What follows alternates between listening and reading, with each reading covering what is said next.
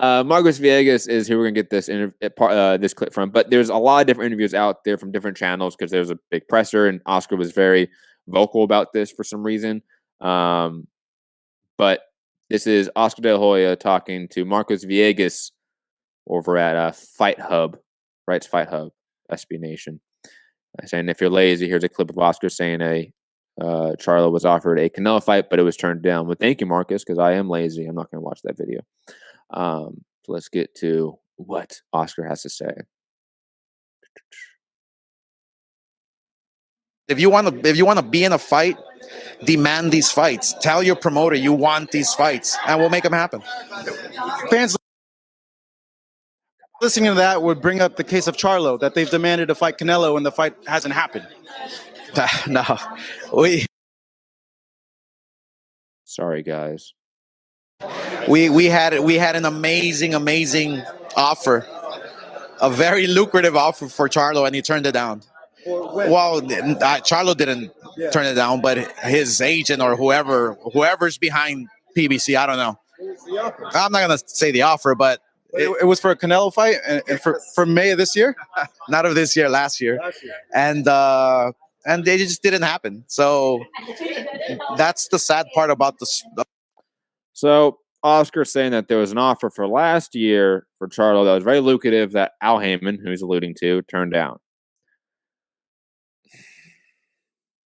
I'm going to give my brief thoughts about this, then I want you guys to talk because I fully don't care about this.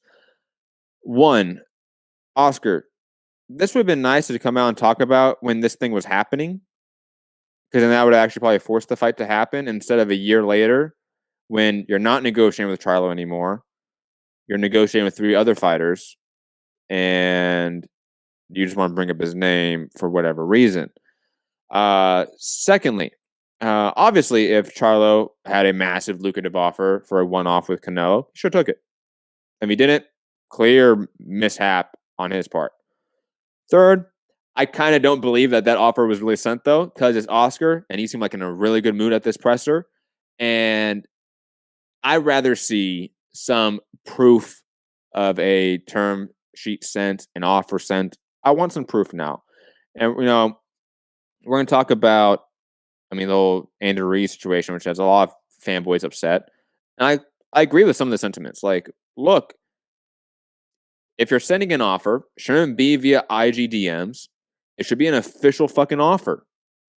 If you send one, send some proof to plenty of the media out there that you send information to. Oscar, Bob, Heyman, whoever. Because you all have your own media that you put out information to so they can leak it. I get it. But come on, man. Like, there's a way to force fights, and there's a way to just sound like you're just talking bullshit. And this kind of smells more like bullshit to me than not. But who knows? Because it was a year ago, there's no proof, and it's just Oscar talking. Guys, thoughts?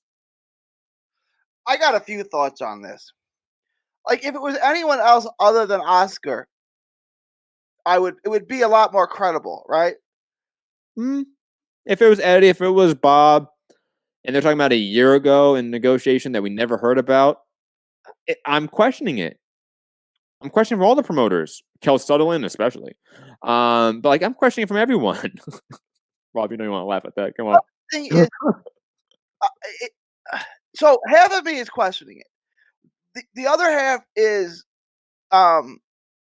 he did mention the Charlo's name as possible opponents for Munguia's next opponent, which means like he does want to work with the Charlos, to me at least, right? Because he didn't even name Golden Boy guys or even the Zone guys. He named the Charlos in Texas, which I think he wants to do. I think he likes San Antonio. He's fought in San Antonio. He's seen big things in San Antonio. I think he wants to make Munguia versus the Charlos, one of them, preferably the greater Charlo. And I think he wants to do that. Mm-hmm. I think he wants to make Charlo versus Canelo. I do. Was that offer made?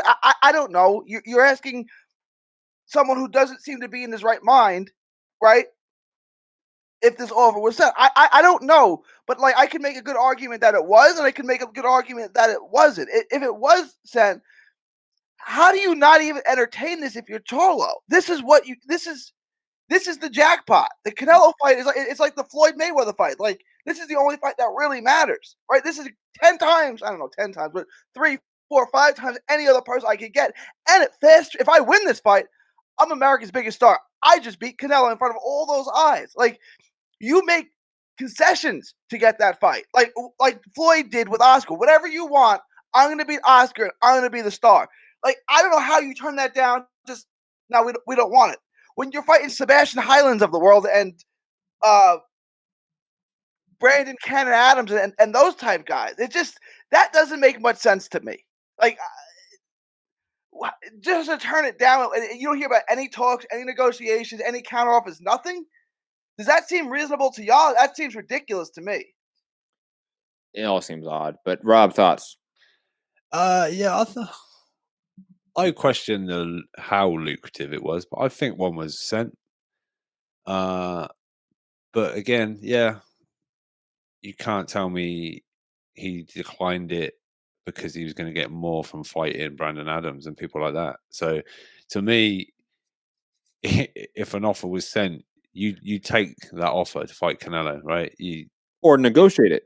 You don't have to negotiate it, or something. just say, or accept the fact that kind of in history you take what's perceived to probably be less than what you originally thought you would get from a fight like that. But if you beat the guy, you're then the guy. You've then taken the bouts. You getting a rematch. You're getting more money. You're the champion. You know what I mean? So, I don't know, but I can't sit here and say he's a liar. It's not even true, because if Eddie said it, I'd be saying Eddie sent an offer of this, that, and the other. So I'll be rolling with it. So I know maybe there's different, how can you say, like social habits are probably different between Eddie and Oscar. If that's a politically correct way of saying the obvious, then yeah, maybe that's true. But I don't know. I think there's something in it. It's just how lucrative was it, or I don't know. But yeah, whatever. He's turning down a big offer apparently for an Andrade fight. He's turned down a Canelo fight, if that's all true. We're gonna talk about Andrade. Don't worry, we're gonna get to that. Okay. But speaking of offers, okay.